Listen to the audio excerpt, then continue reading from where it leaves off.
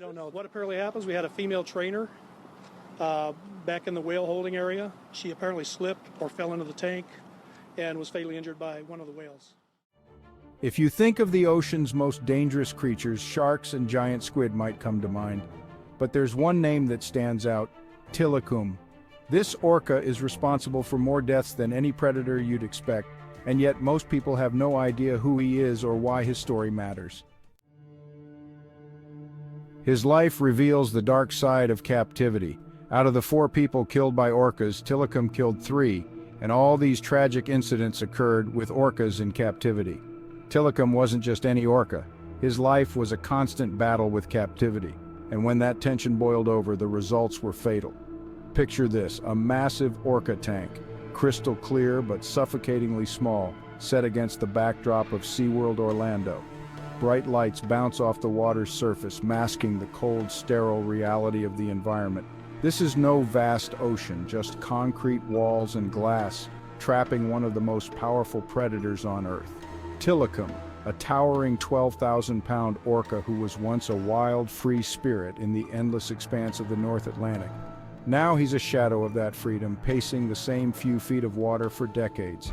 Tilikum's life in captivity is a far cry from the life he should have lived with his family pod, hunting, playing, and thriving in the vast ocean.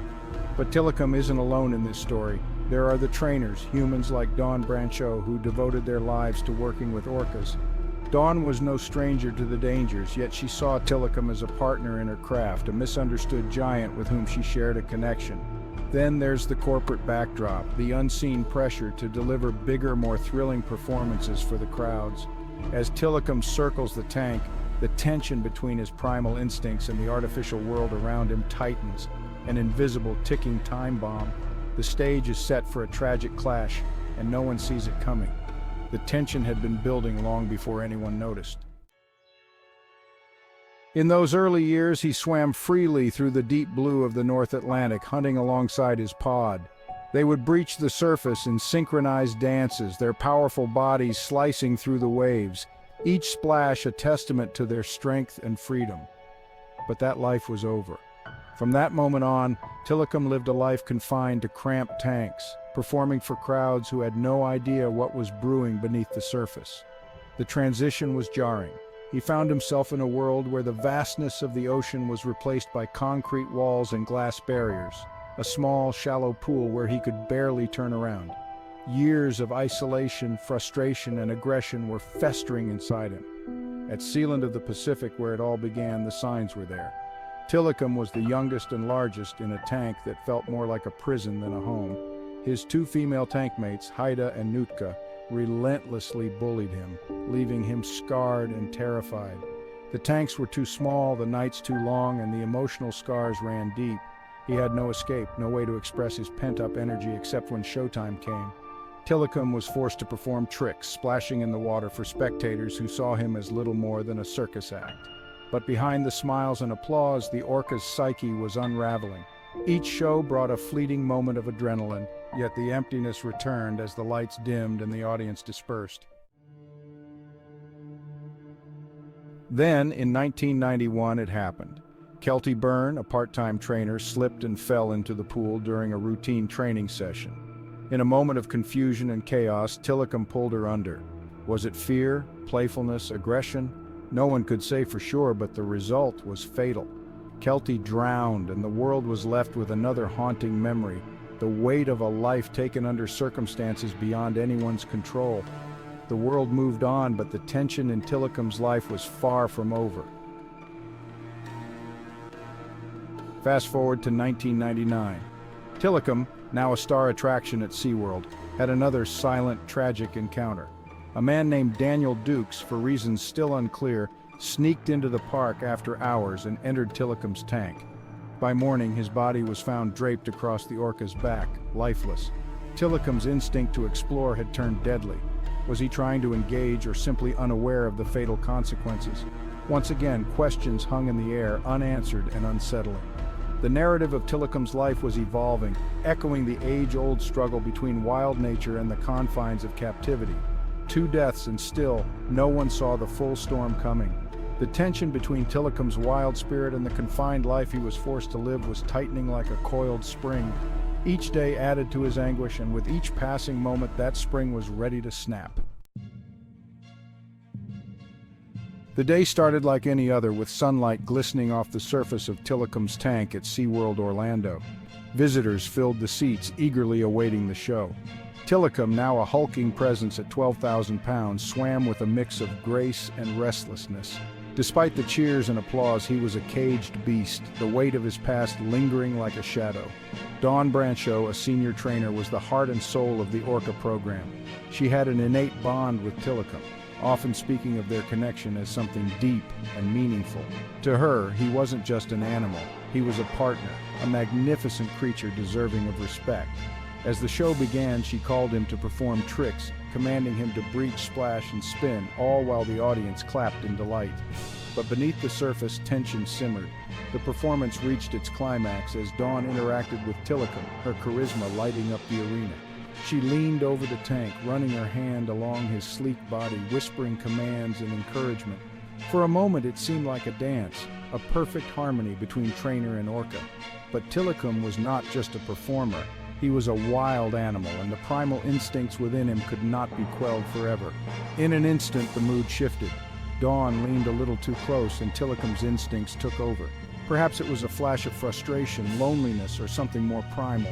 In a split second, he lunged forward, grabbing her arm with terrifying strength. The crowd gasped, frozen in disbelief as chaos erupted. Dawn's screams echoed through the arena, and panic set in.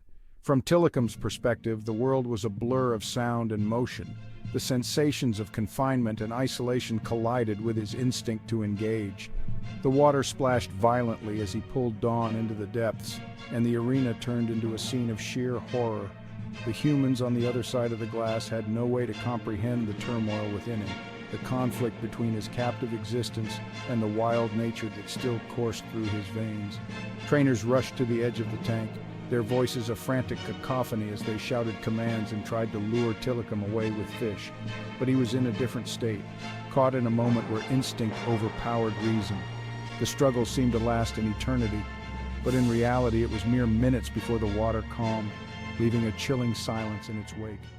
SeaWorld has confirmed the killer whale pulled a woman into the water. She didn't fall into the tank as the sheriff's department initially reported. And if she was standing here with me right now, would tell you that it was her, that was her mistake in allowing that to happen. Grabbed her ponytail and pulled her into the water. That's as simple as it gets.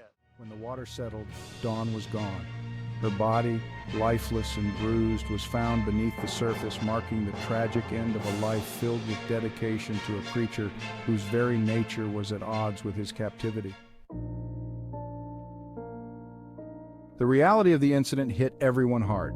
Tilikum had not just been a performer, he had become an agent of chaos in a world that had failed to understand him. In the aftermath, the trainers were left grappling with the horror of the incident. They had trained with Tilikum, believing they had established trust, but that trust was built on a shaky foundation, one that overlooked the inherent wildness of the creature they sought to tame. For Tilikum, the experience was no less traumatic. In a flash of instinct, he had become the embodiment of the dark truth about captivity, a tragedy born from misunderstanding, isolation, and a longing for freedom that could never be fulfilled. As the dust settled from the tragic incident, a wave of change swept across the marine park landscape. The once thriving crowds at SeaWorld were now filled with a mix of curiosity and caution. Families arrived, but the atmosphere was charged with uncertainty. Tilikum's story had become a chilling reminder of the cost of captivity. In the wake of Dawn Brancho's death, SeaWorld was thrust into the spotlight. No longer just an entertainment destination, it had become a battleground for ethical debate. It was the ponytail. OSHA contends that the whale came up and grabbed Dawn Brancho's arm, saying that that was another level of aggressiveness. And again, SeaWorld is saying it was not an aggressive move. One of SeaWorld's top curators, Chuck Tompkins, said when Dawn Brancho was pulled off that ledge, it wasn't necessarily aggressive behavior by the whale. The orca who once brought joy to thousands was now a symbol of tragedy and a catalyst for change. As the trainers grappled with their emotions, SeaWorld faced mounting pressure from animal rights organizations and the public. Calls for accountability echoed through the media, demanding transparency about the treatment of Tilikum and the other orcas. In light of this tragedy, SeaWorld has announced new safety measures, but is it enough? Many are asking whether orcas should be kept in captivity at all. The conversation sparked a firestorm of debate, leading to protests outside the park and calls for reform in marine parks across the country. Outside SeaWorld, protesters held signs reading "Free Tilikum" and "Orcas don't belong in tanks." They chanted slogans, their voices echoing the frustrations of countless advocates who had long fought for change. Amidst the outcry, SeaWorld made a pivotal decision, one that would alter the course of its future. The company announced the end of its orca breeding program and the phasing out of theatrical performances featuring orcas, recognizing the need for a more humane approach. As the years passed, Tilikum remained in his tank, a captive in a world that failed to understand him. Trainers no longer swam with him, their interactions limited to distant calls and gestures. The vibrant performances had vanished, leaving a void that could never be filled. Tilikum's legacy continued to shape the conversation around animal rights in captivity. His story sparked initiatives focused on conservation, urging communities to respect the natural behaviors of wild animals. Conservation groups flourished, advocating for wildlife education and preservation. The effects of Tilikum's life and tragic death reverberated through society, igniting a passion for change and respect for the natural world. As discussions grew louder and hearts opened wider, the call for a more compassionate future took root. And so, Tilikum remained a poignant symbol, a reminder of the urgent need for compassion and understanding for both humans and the incredible creatures that share our planet.